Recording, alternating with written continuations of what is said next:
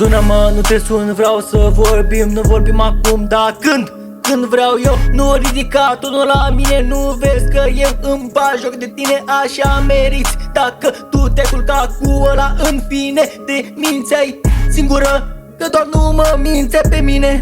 Tot mereu un confort, nici nu mă plec. Tu nici nu îți închipui că doar alegi să stai degeaba, nu faci nimic pentru mine. Eu de ce aș face ceva pentru tine? Nu meritai și nu meriți nimic. Karma ți-a demonstrat că tu de fapt te jucai cu mine. Mă joc fonea cu ea, nici nu mai îmi pasă de tine. Ami, amor, mor doar după tine.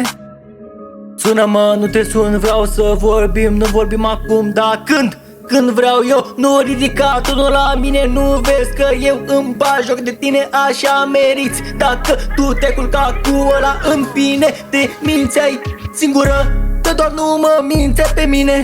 Tot mereu un lux, nimeni nu mă poate opri. Vă dau clasă la orice oră din zi. Nu ne mai bârfiți, vă stă așa urât să ne tot vorbiți. Ia spune-mi ceva despre tine, așa este, nu ai ce vorbi. De-aia tot vorbești de mine, că nu ai ce vorbi despre tine. PDF și crețul tot la datorie.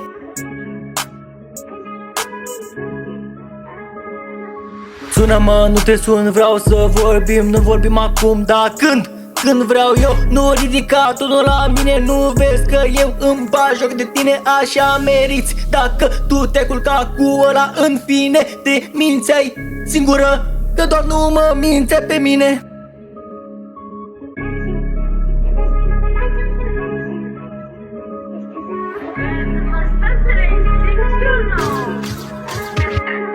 Doamnelor și domnilor, să vă explic ce s-a întâmplat. Ai voștri băieți nu au avut niciun pic de bun simț. Săraca fată o făceau fake. Ce aveți cu ea vă dă clasă când apare gagică.